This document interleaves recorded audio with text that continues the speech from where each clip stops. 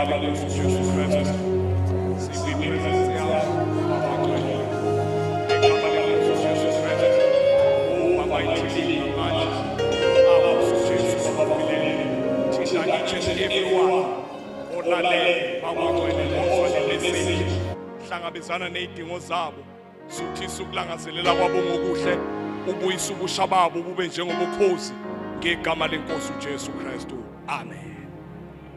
Siyabonga ke bazalwane, ngicela ke singeneni ezweni lenkosi ngiqhubeke right. Ngichazile ukuthi ibook of Revelation ihlukene amapart alula okulula nokwalandela ukuthi uRevelation chapter 1 kuya ku chapter 3 i-church age i-dispensation of grace yilapha khona abantu benikeza ukuphila okuphakade ngokuvuma uJesu. Ngezwakala ngokuvuma uJesu bese benikezwa ukuphila okuphakade, bese umsebenzi osele owokuguqula ingqondo, owokushintsha ingqondo. Ngezwakala umzalwane mayisamkela uJesu akusonakele kwi-nature, sekonakele engqondweni, sekufanele kulungiswe ingqondo. Ngezwakala nangu uMrs Zulu ushade noZulu. uZulu akafuni abukele iTV, akafuni alalele iradio, akafuna aphumele ngaphandle akhulume nabantu. So uMrs Zulu akabukeli iTV, akalaleli iradio, akaphumi akhulume nabantu ngoba umyeni wakhe akakufuni lokho. Bese uZulu eyafa, uMrs Zulu lo usefile uZulu, usephinda uyashada, ushadela kwaMkhwanazi manje, uMrs Mkhwanazi. uMkhwanazi ufuna abukele iTV, ala avulele iradio, aphumele phandle akhulume nabantu, but akakwenzi, akayibukeli iTV, akayilaleli iradio, akaphuma akhulume nabantu. Konakele phi kuMrs Mkhwanazi? Funeka kuphinde ashade. Khona kwaku wrong ngesikhathi ashade? Akukho kwaku wrong. Sekufanele manje kushintshwe ingqondo. Usaphila ngengqondo kaZulu kwaMkhwanazi. Iproblem yakhe usaphila ngengqondo kaMr Zulu kwaMkhwanazi. Sefuna manje ahlaliswe phansi, omama abadala bakhulume naye, bamtshela ukuthi manje usuMrs Mkhwanazi, awusesiyena uMrs Zulu. Vulela iTV uyibukele, lalela iradio, phuma ukhulume nabantu.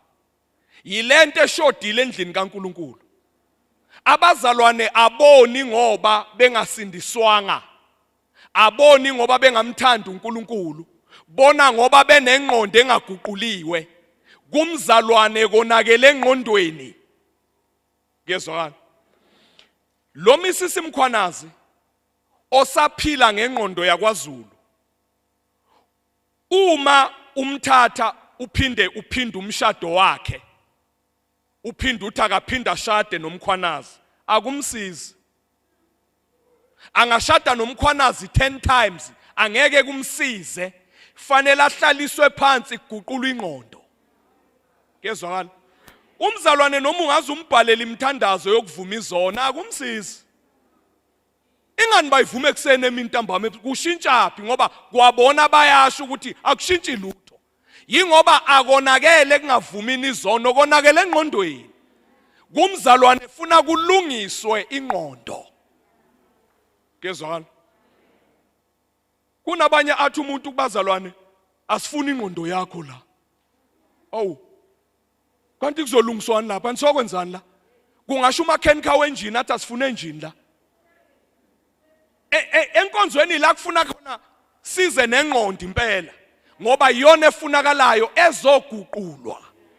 Ngezwakala. Right. Asiqhubekeke a little bit further. La kwi-book of Revelation. Chapter 1 ke kuya chapter 3 yi church age. Isikhathi sebandla. Chapter 4 verse 1 ibandla seliyaphuma. Chapter 4 no chapter 5 okwenzeka ezulwini ibandla lisezulwini. Chapter 6 kuya chapter 19 verse 10 okwenzeka emhlabeni ibandla lisezulwini. Right. Kwi-Old Testament nansi covenant ababephila ngaphansi kwayo. Ake siye ku 2 Samuel. Ake siye ku 2 Samuel. 2 Samuel chapter 14 verse 14. 2 Samuel chapter 14 verse 14. Uthi, for we must all die, and we are as water spilled on the ground, which cannot be gathered up. Neither does God respect any person. Ngifuna le part yokuqala ethi for we must all die ngokuba simelwe ukufa. I-dispensation ye-Old Testament yayithi uma befuna ukuya ezulwini they must die. Bona babengakwazi ukuya ezulwini bengafanga. Kuyezwakala? Ibhaleke phansi kanye namahubo 89. Psalms 89. Sifunde khona uverse 48. Psalms 89 verse 48. Uthi, what man is he that liveth and shall not see death? Lithi ubani oyakuphila angayikubona ukufa na? Uyawuzwa nje lo mbuzo ukuthi unegative. Kuwo lo mbuzo ikhona ianswer. Kusho ukuthi akekho ozophila angayikubona ukufa. I-dispensation ye-Old Covenant yayithi ukuze bafe, ukuze baye ezulwini, they must die physically. Yezwakala? Right. Ku Genesis chapter 5 verse 24. Enoch was raptured to heaven engafanga. Yezwakala? Right. Angifunde. Genesis chapter 5 verse 24. Uthi, and Enoch walked with God, and he was not, for God took him. Enoch kuthiwa wahamba noNkulunkulu wagcine ngekho ngoba uNkulunkulu wamhlwitha. Akangaye emathuneni. Enoch wahamba noNkulunkulu ngalendlela yokuthi wadojuka emathuneni. Kodwa i-dispensation aye kuyo yayithi ukuza ezulwini kufanele afe. Yezwakala? Right. Asiye kwesibili, 2 Kings. 2 Kings chapter 2. 2 Kings chapter 2. Lapho kuhlwithwa khona uElijah. Niyayikhumbula indaba. Ungayifunda nje ukusuka nayo eqaleni kodwa nje ku 2 Kings chapter 2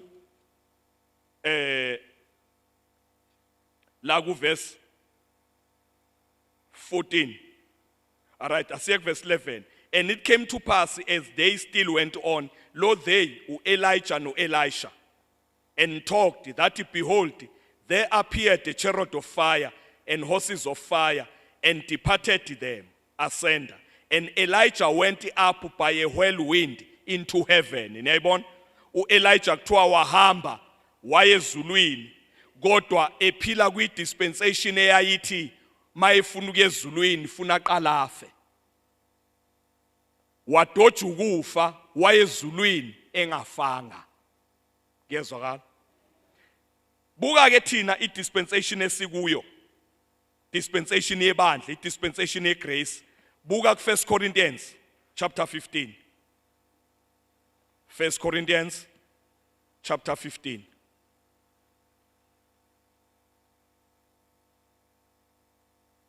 Izwa ke uPaul uthini ku verse 51.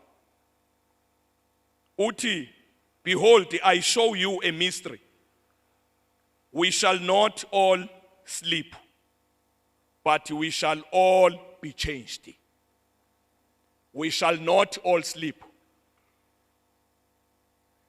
I dispensation ye grace ithi usungaye ezulwini ungafanga physically.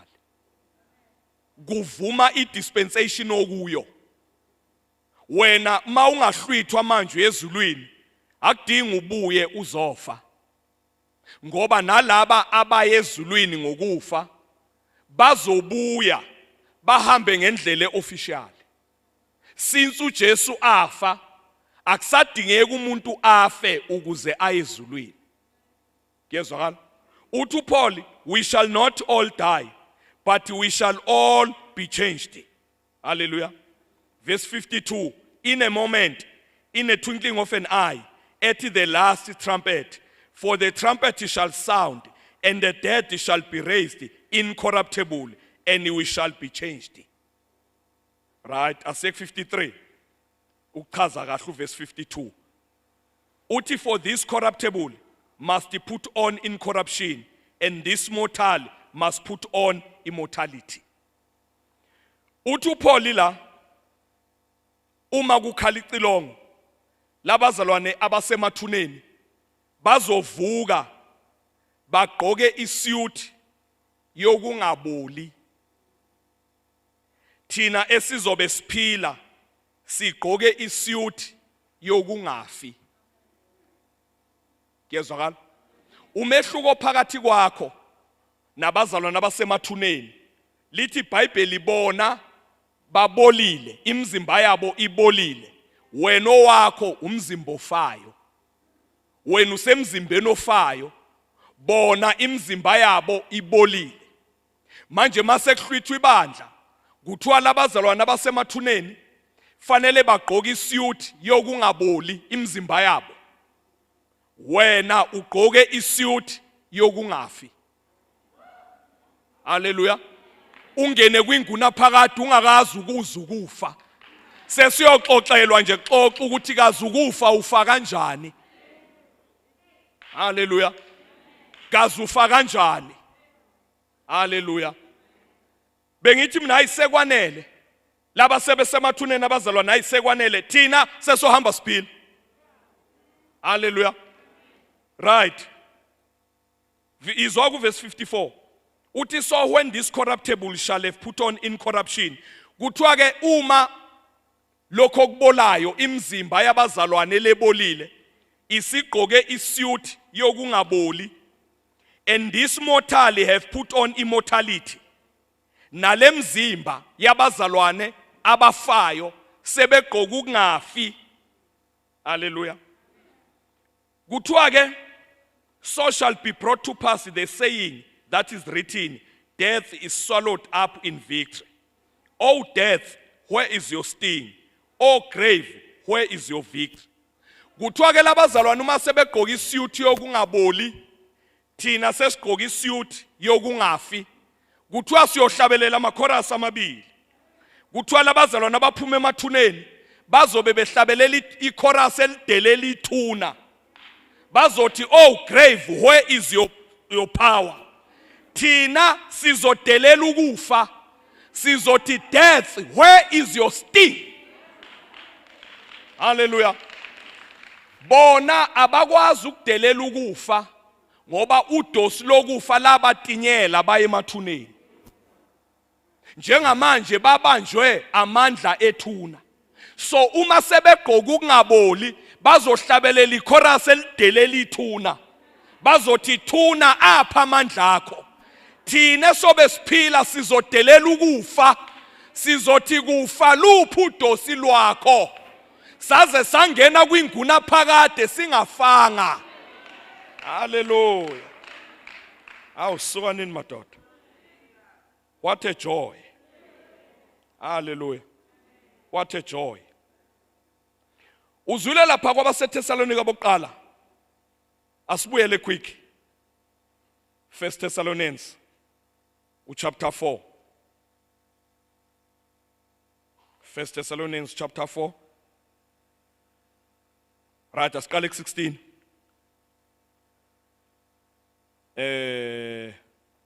Right, asiqale 13.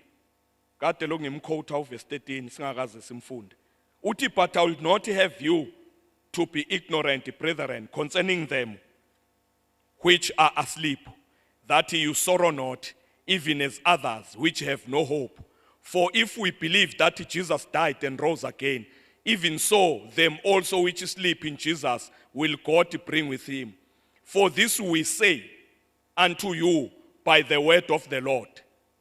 Uyambona lo we uPaul noJesu. Uthi uPaul lokhu sikusho. Ukusho nobani uPaul ngoba uyedwa uyobhalayo. Ukusho noJesu. Nangu Lord eqhamuka by the word of the Lord. Uthi yimi nezwi lika Jesu. Ngiyanitshela mina nezwi lika Jesu ukuthi thina siyobe sikhona siphila asikubandulela laba abalele.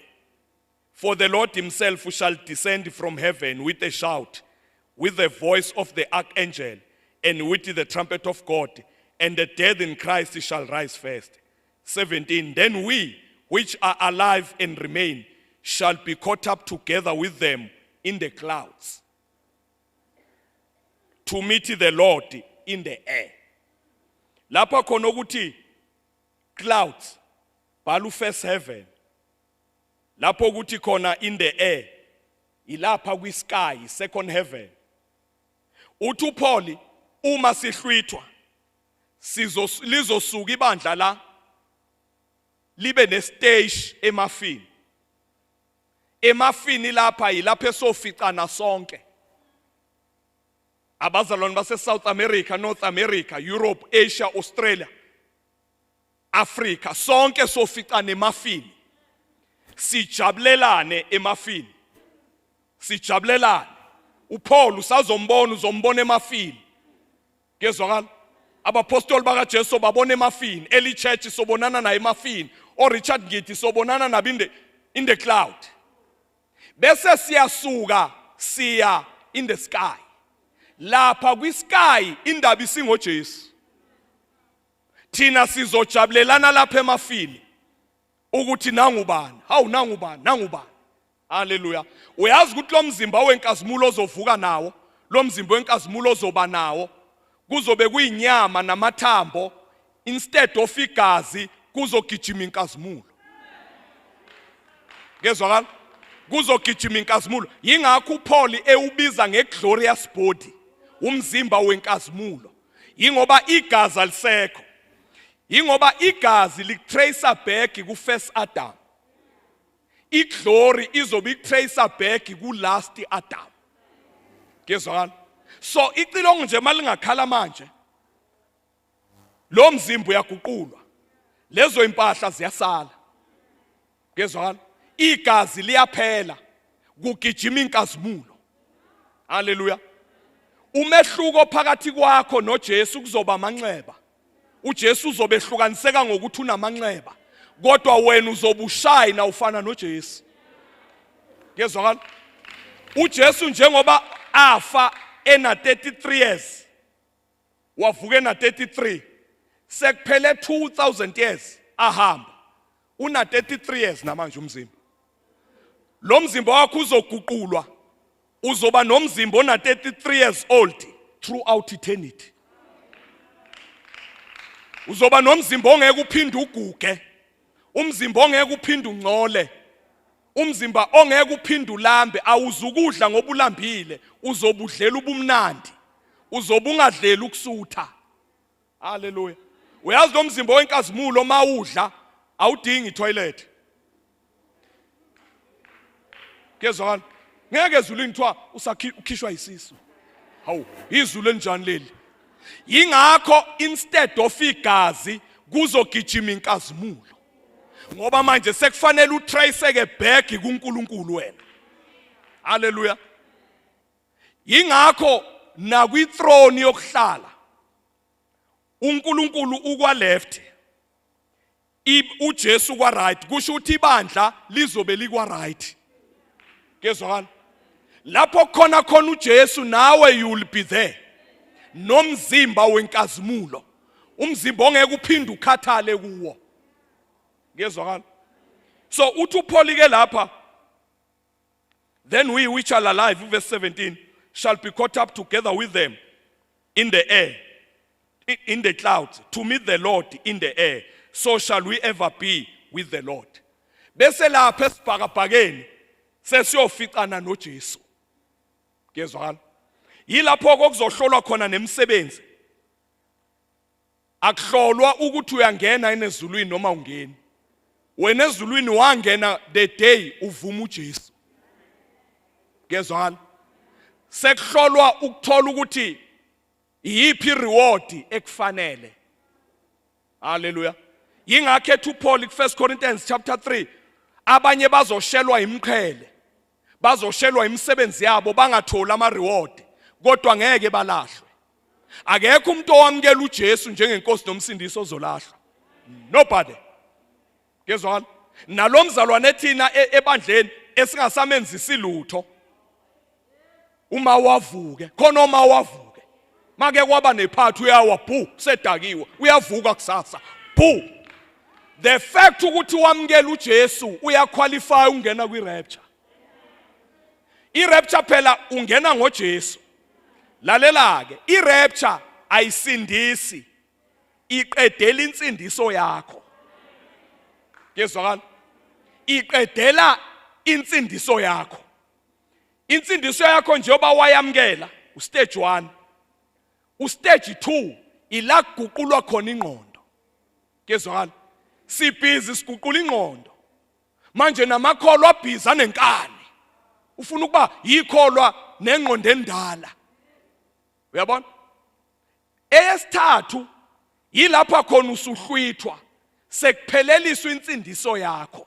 Yingakho wonke umuntu owamkela uJesu uzohlwithwa kwi-rapture. Kezwakala. Hayi ukuthi kuzohlwithwa abantu abazobe bethandaza amahlwithwa ibandla. What about taxi drive ozobe drive? Kezwakala. Every Tom, Dick and Harry owamkela uJesu. Yingakho uPaul ima ekhuluma nge-rapture la, uyambona usebenzisa bani? Uthi we. Angazi vela plento ka those. We rapture. Phela uPaul ositshele nge-rapture. Asikwazi ke manje ukufundisa enye into. uPaul othe we. Mawukhuluma nge-rapture uthi we. Kezwakala. Icilongo le-rapture we. Sonke.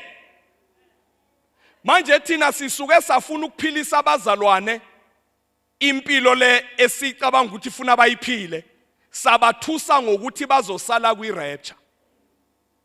Yingakho abazalwane mabeqhamuka phambi kwethu baphila i-holy life. Mabesemasithe baphile yabo impilo.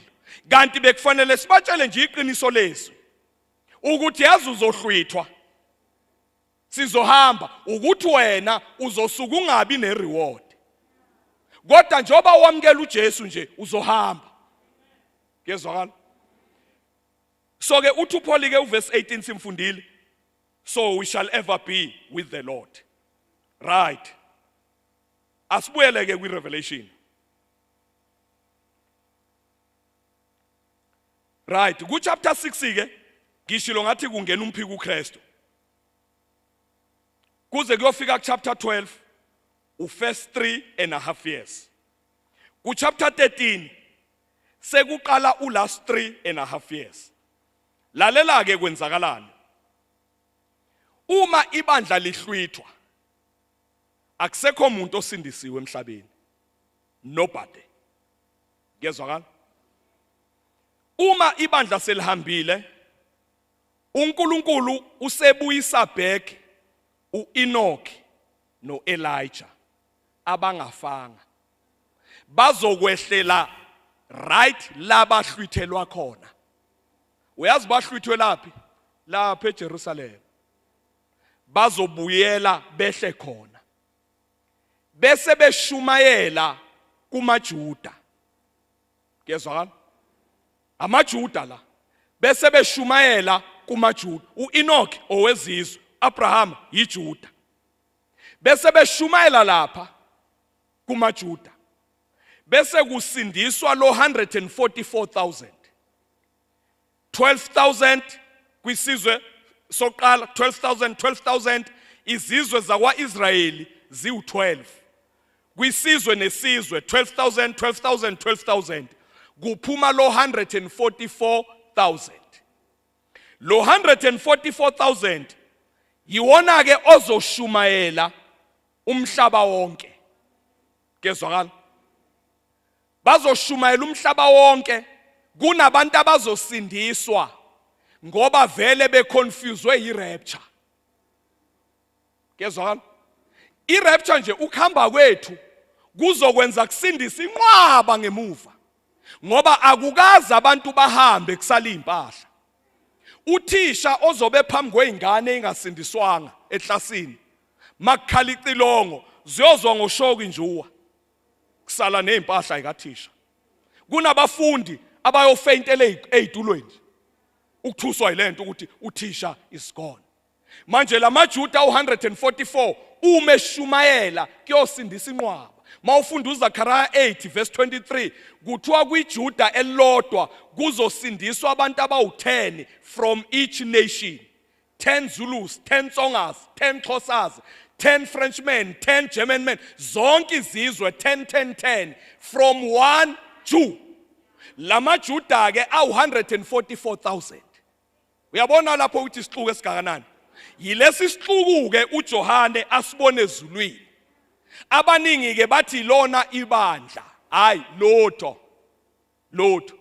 Ibandla yilaba babuza ukuthi obani laba. Phela sobe sesina 3.5 years ezulwini. Sesazi nama swimming pool uthanga kuphi.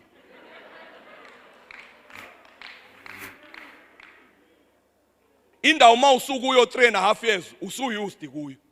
Manje usathi uyahamba sekuma isixuku esikhulu twa hawu. Lapha ngoba ngeke ngadlula nje kungekho lutho. Ibandla yile libuzayo ukuthi obani laba. Ake sibuyele emuva kancane. Ibandla umakoti kaJesu. Right.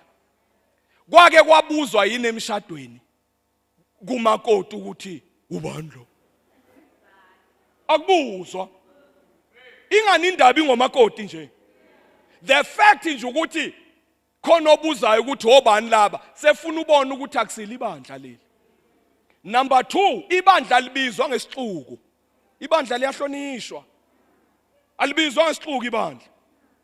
Lapha kuthiwa kubuzwa kuthiwa lesi sixuku sivelaphi. Kuthiwa laba yilaba abavela kuma tribulations basindiswe ku first 3.5 years wama tribulations. Bona sebeforfeithe ukushintshelwa imizimba. Yingakho kuthiwa bavela from every tribe, nation. Umtswana uzongena umtswana nomzimba wakhe nje ohlaza umtswana. Yingakho kuthiwa from nations. Lento yokushintshelwa umzimba igazi liphele gijima inkazimulo ibekelwe ibandla nje. Ebandla le akungeni noma ubani. Ma uyifuna wamkela uJesu. Kezwana? Right. Lesi sixuku emva ka 3.5 years sesiyahlwithwa. Naso siyezulwini. Uma sesihlwithiwe umphika uKristu khona. Umphika uKristu sekulula ukufaka u666. Ngoba khumbula sekwenzeka ama rapture amabili. Ileya yebandla. Umphika uKristu ungene kuqeda kulahleka abantu. Ngoba kusebenza ukuthi abantu badukile. Umphika uKristu uzoba calm down ngokuthi uzobatholela ukuthi labantu bakuphi. bese emva ka 3.5 years umphika uKristu ephethe sekulahleka futhi isixuku esingenakubalwa bese ethi umphika uKristu ayingeke abantu abathegwe manje ngoba khona lesi silwane esilokusidla abantu kungcono abantu bathegwe bathathe u666 uma umphika uKristu esememezele lokho lithi iBhayibheli kuzogijima ingilosi lapha espace itshela abantu ukuthi ningalithatha uphawu ngoba manike nalithatha uphawu nizoliphuza ulaka likaNkulunkulu kezwakala so lo 666 osatshwa kangaka yaza uza ukungena even ibandla liqeda kuphuma uyongena eva ka 3.5 years ibandla selahamba kodwa ufica amakholo ethandaza bathi Nkosi usivikele na ku 666 lento ka 666 into eyongena usuna 3.5 years wahamba emhlabeni futhi mayisingena kuzogijima ingilosi kwispace ixwayisa abantu ithi ningalithatha uphawu hallelujah right from verse 13 14 kuze uyofika ku 19 sekuvela kakhulu ingilosi la ingoba abantu abangafuni ukuthatha uphawu banqunywa amakhanda bayabulawa manje ingilosi seyisebenza ukuzothatha imoya yabo kulo last 3.5 years izulu selingenwa ngokuthi unqabe u666 kuphela njengamanje kusenomoya oyingcwele oconvince abantu ukuthi basindiswe usebenza ngebandla uma ibandla liphuma umoya oyingcwele uzokukonnecta noJesu aphinda abuye umoya oyingcwele abela emhlabeni ngoba lesi sixuku esisindiswayo awukwazi ukusindiswa ngekho umoya oyingcwele nope ngeke kudingakala umoya oyingcwele lesi sixuku sizobe sisindiswa umoya oyingcwele esebenzisa lo 144,000 lesi sixuku mase sihlwithwa siye ezulwini nalo 144 uhlwithwa uye ezulwini nomoya oyingcwele is gone lapha eJerusalem sekusele nje labofakazi ababili uEnoch noElijah bona bazobulawa masekusele 3.5 days kuhlangana u7 years bese bebulawa and iBhayibheli liyaqinisa ukuthi they will die physically ku chapter 11 ku Revelation chapter 11 they will die physically yini indaba it's because baphila kwi dispensation eyayithi kufanele bafe abangafa manje they must come back and die hallelujah ngiyazi ukuthi kukhona abanye abathi uMose no Elijah but akubalance labo bantu abasho njalo bayahluleka ukusibalansisela uEnoch phela manje sekungenwa kwinguna phakade ugcina phu uEnoch abakwazi ukumbalansisa ngezwakala so uMose asifunde la ku Deuteronomy chapter 34 verse 7 Deuteronomy 34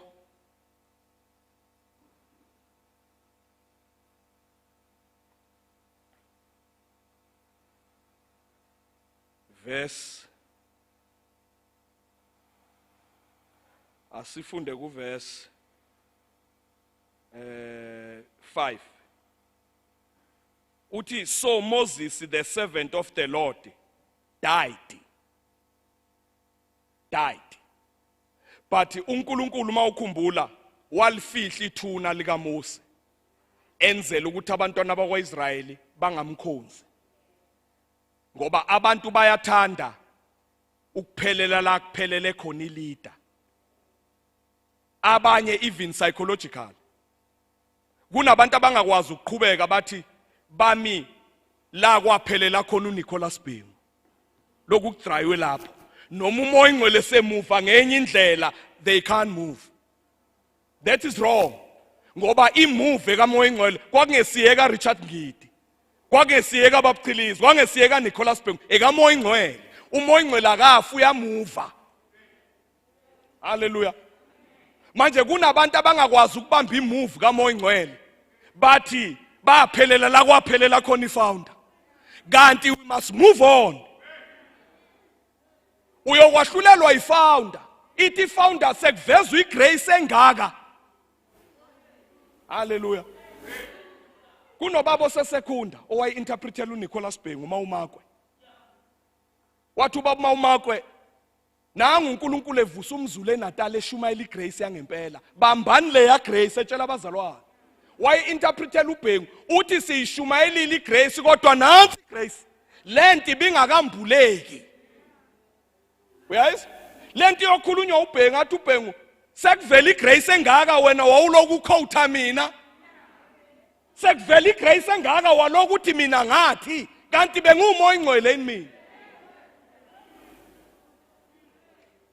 Hallelujah. So nalapha uNkulunkulu walifihla ithuna likaMose ukuze bangaloku behlezi lapha eMowabi bengasakwazi ukuhamba. Uyezwa lapha kuthiwa Moses died. Wafa uMose wangcwatshwa. Ngezwakala. Ngesikhathi kuvuka abazalwane beOld Testament emakuvuka uJesu bevuka nemizimba yabo emisha noMose wavuka lapho. Bakhuphukele ezulwini. Uma kuzobuya futhi kube uMose kusho ukuthi uMose usazophinda afa ezulwini abuye emhlabeni. Bese phinde efa futhi emhlabeni awubakithi phuwa Moses nasezulwini ufile nasemhlabeni ufile. Abasho njalo bathi sizathu ukuthi lama miracles enziwa yilabo fakazi ababili yilana enziwa uMose. Right, it's fine kunjalo. But bayavuma ukuthi lama miracles ayenziwa uNkulunkulu ngoMose. Hayi ukuthi ayenziwa uMose. Ayenziwa uNkulunkulu ngoMose. Uma uNkulunkulu awenza ngoMose, angawenza ngoEnoch, angawenza ngoElijah ngoba uNkulunkulu owayewenza. uNkulunkulu owayewenza. uMose njengamanje ukwi-glorious body. Lalelani, abazalwane beOld Testament abashadi noJesu. Bazitolomisi. Bazitrojent. Uthi uJesu kuJohane babusisiwe abamenyiwe emshadweni. Abantu abamenyiwe emshadweni abazalwane beOld Testament.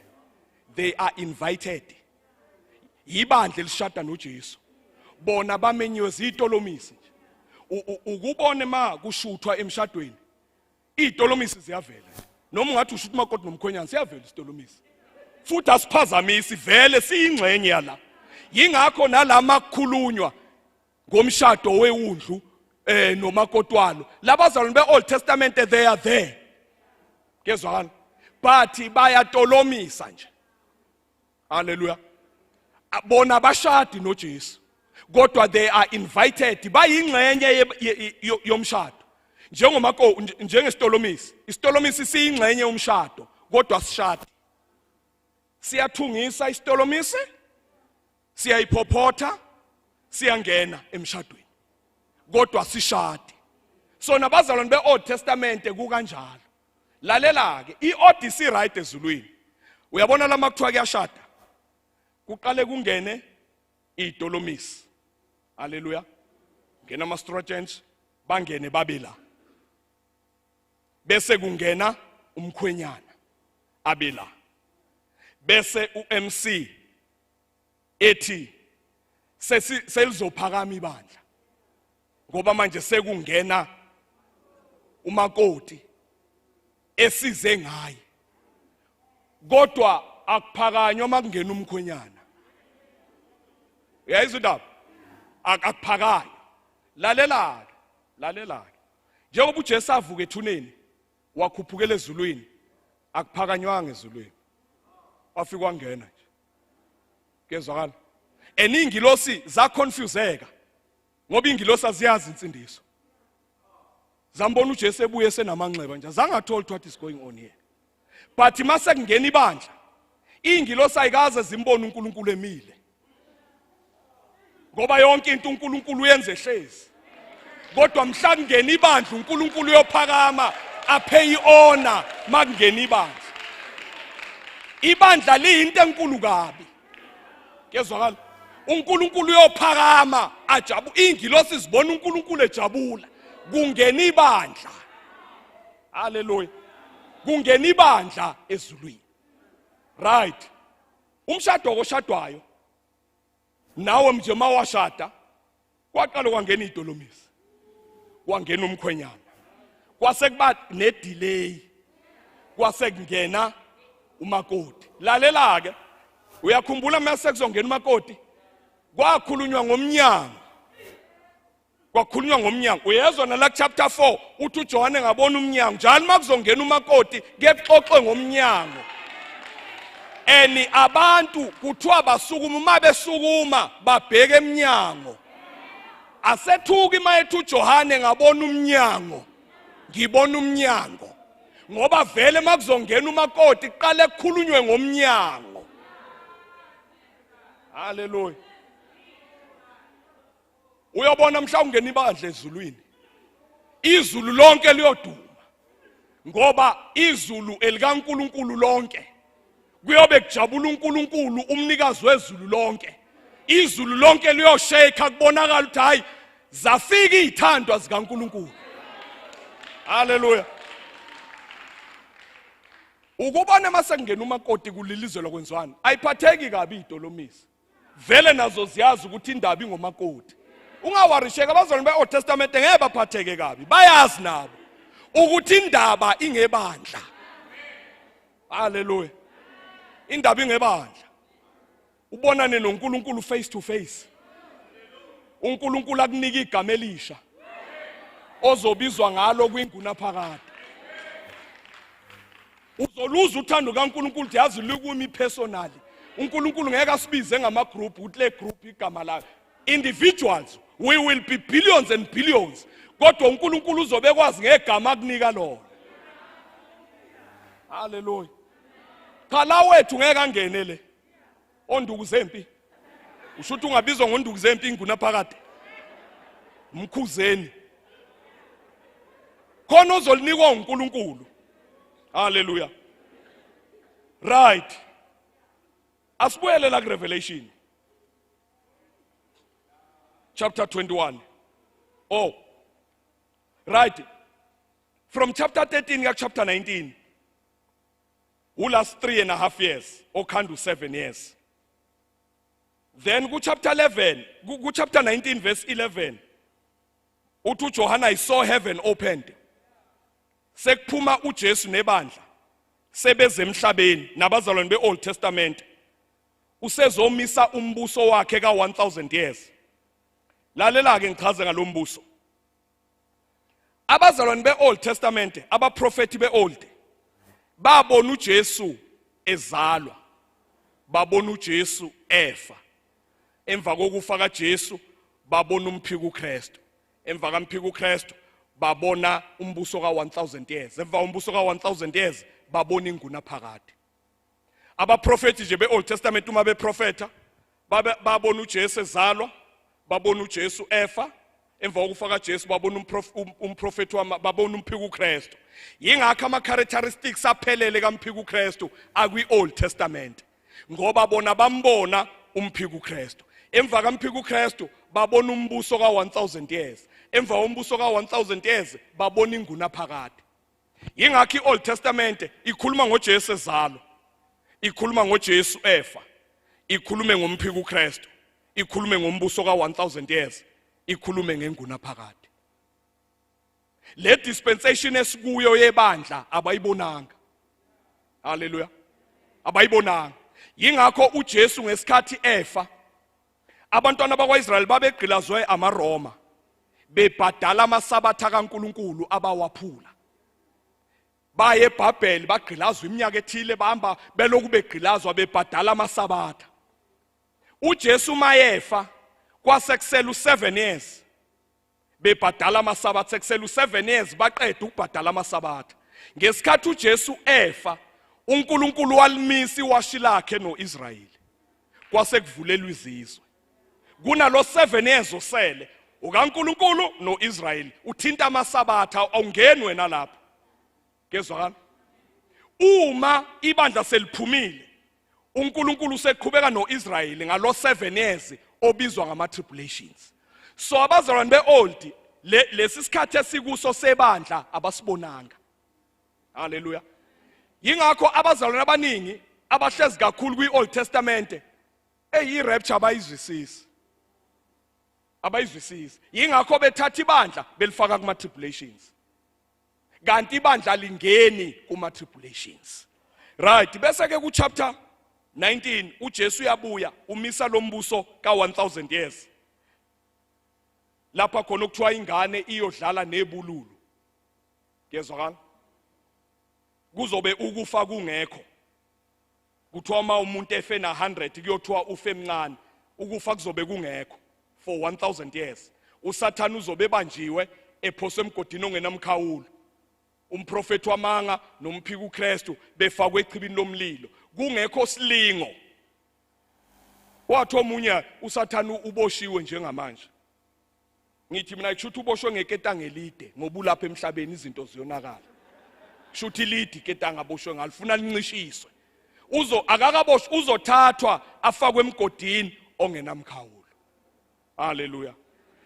then emva kwalokho useyadedelwa ulinga laba abantu abazalwe ilingo zingekho kezwakala usewina inqwaba yabantu usevukela ke uye eJerusalema ukuyolwa noJesu sekwehla umlilo ezulwini uyabashisa bayafa sekuba yifinal judgment kezwakala sekuvuka bonke izoni ezafa ukuthi since iqalile izoni ayikaze ivuke abazalwane beOld Testament bavukile kuvusa uJesu makuhlwithwa ibandla lahlwithwa uJesu mesebeka umbuso wakhe ka 1000 years laba bafe kulo 7 years bayavuka kodwa izoni ayikaze ivuke izoni kusukela kwiOld Testament ichurch age ma tribulations ayikaze ivuke zizoze zivuke ngefinal judgment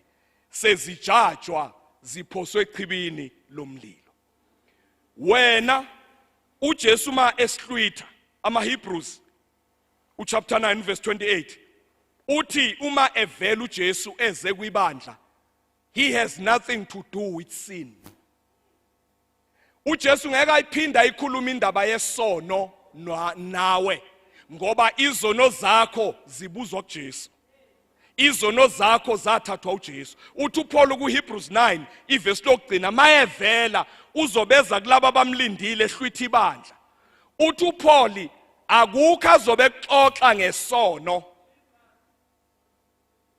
siyesazama ukuyekisa abazalwane ukona sibathusa ngokuthi uzophendula kuJesu wena uzophendula kuJesu ingabe lo mzalwane ushintshwa nje ingqondo atshelwe izinto ayizo ukuthi wena usukulunga kaNkulunkulu wena unasono wena usuyisidalwa esisha wena unokuphila okuphakade atshelwe lento ingene engqondweni ukuthi mina nginokuphila okuphakade haleluya manje sabethusa abazalwane but uJesu mevele ehlwitha ibandla ngeke umuzwe ukubuza ngesono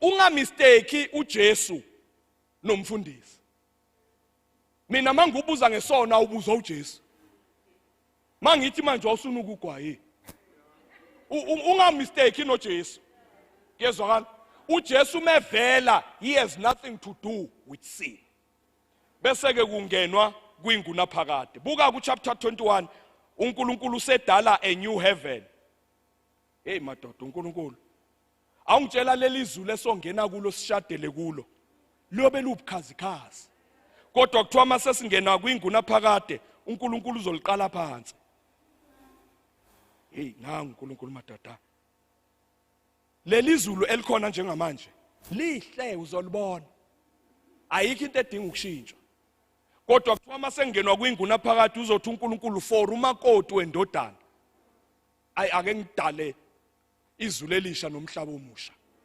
ngenzela ibandla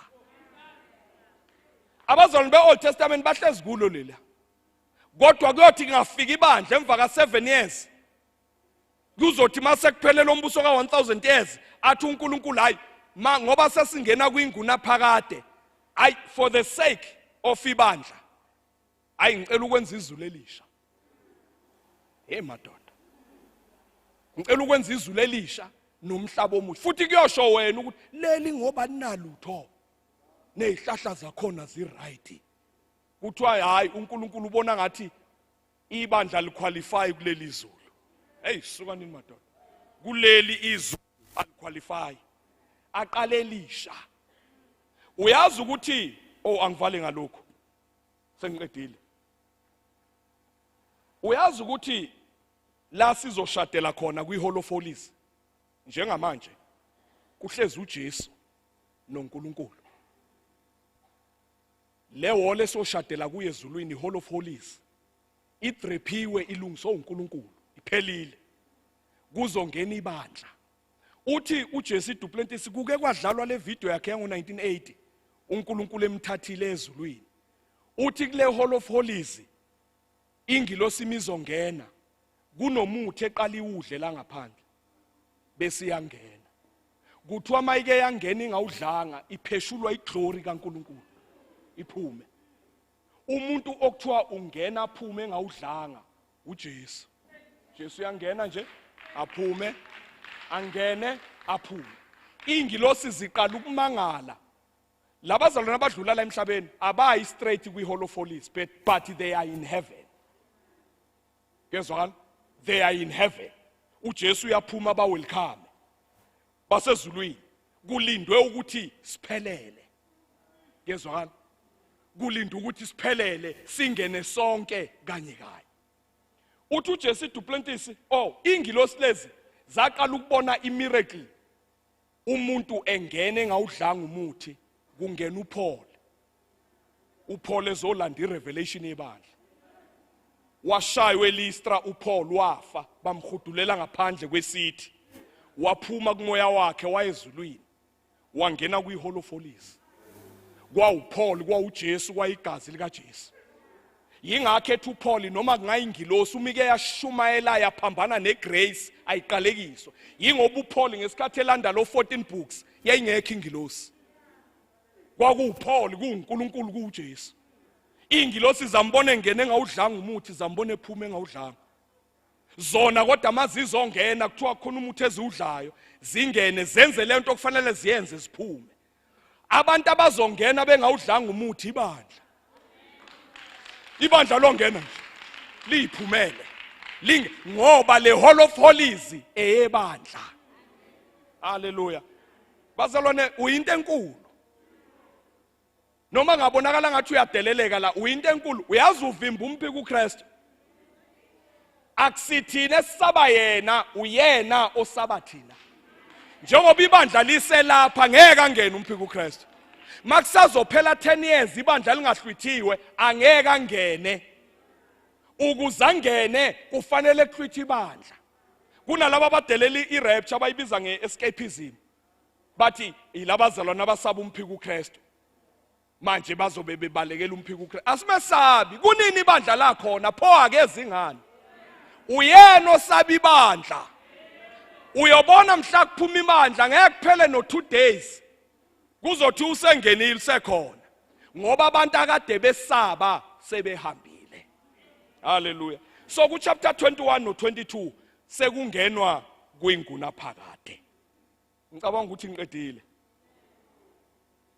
Ngicabanga ukuthi ngiqedile unless there will be questions. Angazi ngicela ukubuyisela inkonzo ku MC. Ngiqedile kule session. Ngicabanga ukuthi is clear bazalwane. Ngicabanga ukuthi is clear unless if mhlambe ke bazothi kunama some questions. Kodwa ngizamile ukuyicover ibook of Revelation. Hallelujah. Ingakwethusa ungakwesabi kaJesu. I-revelation of Jesus Christ. Uzwile sifunde uverse 1. I-revelation of Jesus Christ, not of Antichrist. Hallelujah. Ungesabi mani sibindi. Hallelujah. Wena uzohlwithwa. Hallelujah. Ngikhulekela ukuthi ingabe kusaya umuntu emathuneni la manje. Kwifamily yakini ngabe kusamuntu emathuneni sekwenele. Ala rasa sanamboso shaka. Ukufa manje ngiyakuvala. uJesu uzokufica uphila. Hey webazalwana lapha eIreland kuthiwa azikho inyoka. Kunalo uSt Patrick kuthiwa wathandaza waqalekisa inyoka angaze yayenzana. Kuthiwa namanje inyoka zisikasi lapha zikho ngoba kwathandazwa. uJoshua kwathandaza kwamilanga. Iprayer yakwazi ukwenza into engakaze yenzeke. Ngikhulekela ukuthi kwifamily yakini manje ningaphinde niyongcwaba. Ala rasa salamboso ngikhulekela ukuphila phezukweni, ukuphila kuma families enu, ukuphila phezukwa yonke into yenu. Ngiyakubusisa, ngikhulekela isibusiso phezukwakho, phezukwa amabhizinisi akho, ngibusisa abantwana bakho right where they are. Ingilosi azibalande mangabe abasindiswanga noma ngabe basemathaveli bakuphi, ingilosi aziyobalanda zibasindise. Wena unayo umntwana ozoya esihogweni, wena unayo umntwana ozofa engamazi uNkulunkulu, wena unayo umntwana ozofela ebumnyameni. Akekho umzukulu wakho ozobhubha, bonke abantwana bakho bazoba abafundi. Ngiyababiza right where they are ngegama lika Jesu. Ngithumela ingilosi ukuthi zibalande zibasindise. Abantwana bakho bazoshumayela umusa, izizukulwane sakho sizoshumayela umusa. Abantwana bakho bazohlonishwa umhlaba wonke. Ngiyababusisa abantwana bakho, ngibusisa ifamily yakho, ngibusisa igenealogy yakho. Konke okusegameni lakho ngiyakubusisa. Ngibusisa ibank account yakho, ngibusisa ukuthi imali zidukela kwibank account yakho. Ngikwenza ube imani magnet, yonke imali ize kuwe. Wena uzukufa kodwa uzophila. Ifamily yakho ayizukufa kodwa izophila. Zonke izifo ezihlasela ifamily yakho ngiyayiqalekisa. Bonke ubuthakathaka ngiyabuqalekisa. Ingane zakho kuzophuma obusinessman, kuzophuma obusinesswoman, kuzoba khona amamoli abizwa ngabazukulu bakho, kuzoba khona ibrand egqokwayo ebizwa ngengane yakho. Abantwana bakho bazohlonishwa, ibirthday yengane yakho isazohlonishwa umhlaba wonke. Ngiyababusisa right where they are. Ngimemezela isibusiso phezukwabo. Makakubusisa uNkulunkulu. Lalelani la. Oh Nkosi. Hey. Lalelani la. Ngeke ngisafika. La kuDeuteronomy. Inkosi yami kune recipe for victory. Oh Nkosi. Okay, akunankinga. Kune recipe for victory. Kuthiwa abantwana bakwaIsrael uthi uNkulunkulu uma bezoya empini, uma bezoya empini abayesabayo bayoya kumpriest. Uma bezoya empini abayesabayo impi enkulu kunabo, kuthiwa bayoqala baye kumpriest. Umpriest kuthiwa uzophuma akhulume izwi lesibusiso kubo. Kuthiwa uyofika athi ningesabi uNkulunkulu nani. Bese umpriest ebuyele endlini oyibukelela iTV. Alisho iBhayibheli ukuthi impi mabeyesaba bayothatha umpriest baye naye empini. Kuthiwa bawudlula kumpriest, umpriest afika akhuluma isibusiso. Bakwenza abantwana bakwaIsrayeli baye empini eyayinkulu kunabo. Uma sebebuya baya kuMose, bathi Mose, impi ebesibhekane nayo kade isiqeda, bathi sithe masibala sayithola siphelele. Babuyela kumpriest, bathi impi lesibuya kuyo kade isijuqa, kade isehlula, kade isibulala. Bathi emva kokuba sesiyinqobile sazi sinqobe kanjani. Masithi sibala sifuna ukuthola abafile kithi, sithola ukuthi siphelele. Ngingumpriest ngiyawokha, ngikhulekela ukuthi ifamily yakini ihlala iphelele. Qala rasasha, ifamily yakini ihlala iphelele. Ngiyayibusisa. Hallelujah. Lezi ikipe ezithi asiphelelanga wena uzofaka esithi siphelele. Aniseza ukushoda kwifamily yakini. Ugogo wakhe akasayindawo sekuthandaziwe. Hallelujah. ngihamba njengompriest ngiyamemezela isibusiso. Ifamily yakhe ayisezukufa, ifamily yakhe ayisezukushoda, senizohlala niphelele. Usungasibhala iskipa uthi siphelele thina kule family. Thina kule family asifi ngoba sekuthandaziwe. Ngirelease isibusiso phezu kwakho, ngirelease prosperity phezu kwakho. uNkulunkulu akuvikele konke, kufe izinto ezikuzondayo, wena uqhubeke uphile. Kwehluleka izinto ezithi zizohlulekisa wena, wena uqhubeke uphumelele. iGrace izokuvikela, iGrace iyavikela uDaniel emphandweni. Ngikhulekela ukuthi kwenzeke the very same thing. iGrace ikuvikele noma kungafika siphi isifo asingeni kwakho. iCovid-19 ayingeni kwakho, idiabetes ayingeni kwakho, icancer ayingeni kwakho. Nina nibusisiwe. Hallelujah.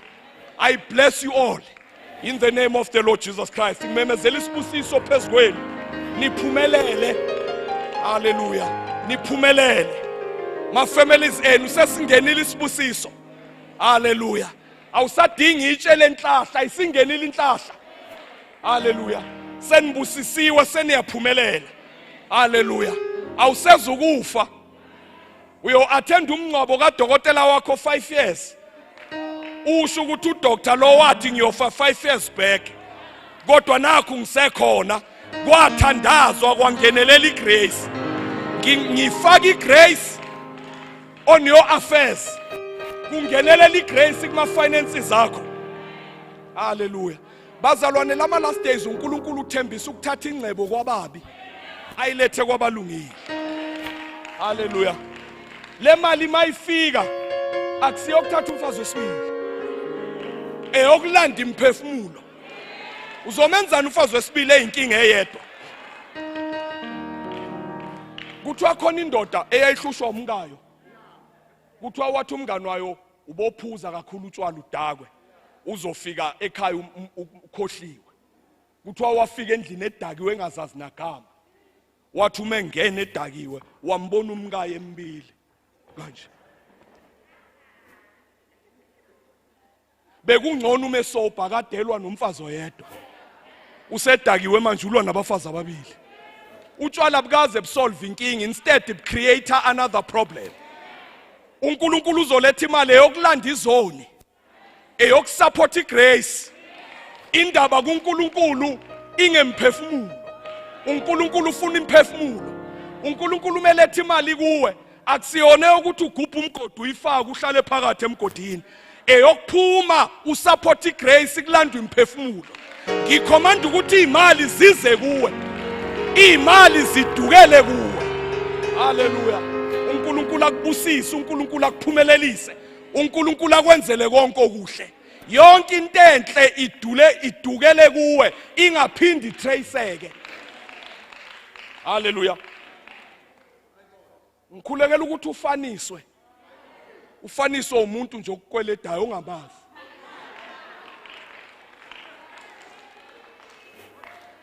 Athi ngiyabonga ukungibekezelela kwakho, aye emotweni yakhe abuye nenvelope enkulu ebrown equmbile. Ungabaleki man, muni bangviesni, ngibhenisha ifiye phezu kwakho. Athi ngiyabonga ukungibekezelela kwakho, ungamazi, uthathe le envelope uthi nami bese ngibekezele bese ngifike ekugcineni, nami bese ngifike ekugcineni.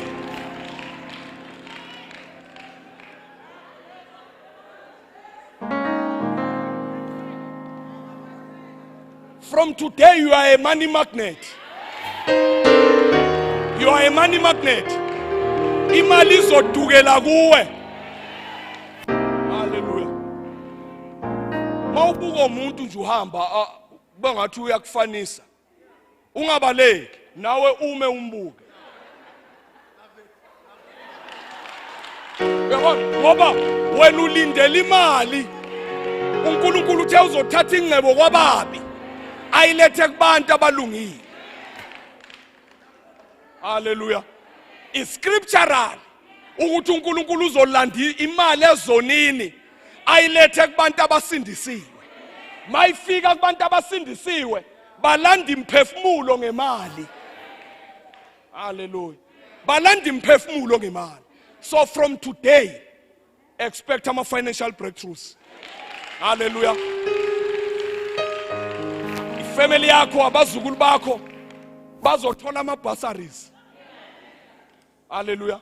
Khulekela bathola ama bursaries azobafundisa abakhokhela abaholele abagrosele. Ifamily yakho ifamily yesibusiso. Hallelujah. Thani ifamily yami ifamily yesibusiso. Ibusisiwe ifamily yami ngenxa yomusa. Ngomusa kaNkulunkulu ifamily yami ibusisiwe. Abazukulu bami babusisiwe. uNkulunkulu uthembisa ukuthi uyobusisa abazukulu bakho down to 1000 generation. Uma uJesu engakabuyi down to 1000 generation. Hallelujah. Ifamily yakho is a blessed family. Uyazi athi ama statistics kubo bonke abantu abasindisiwe kuma families. Khona owayesindisiwe kudala kuleyo family. Wathandaza. Njengoba usindisiwe nje umphumela khona isihlobo sakho ongasazi esathandaza. Umthandazo awupheli kodwa umuntu owuthandazile angadlula emhlabeni. Hallelujah. So today bengithandaza ukuthi from today. Hallelujah. Makuthiwe bank ozolanda itayitela ungaloku uncancazela ukuthi ngoba ngikaqedi nje. Mawufika ebank babuza ukuthi Theo khofu ungaloku ukuthi liyaphuzwa iti ebank nami ngangakwazi lokho.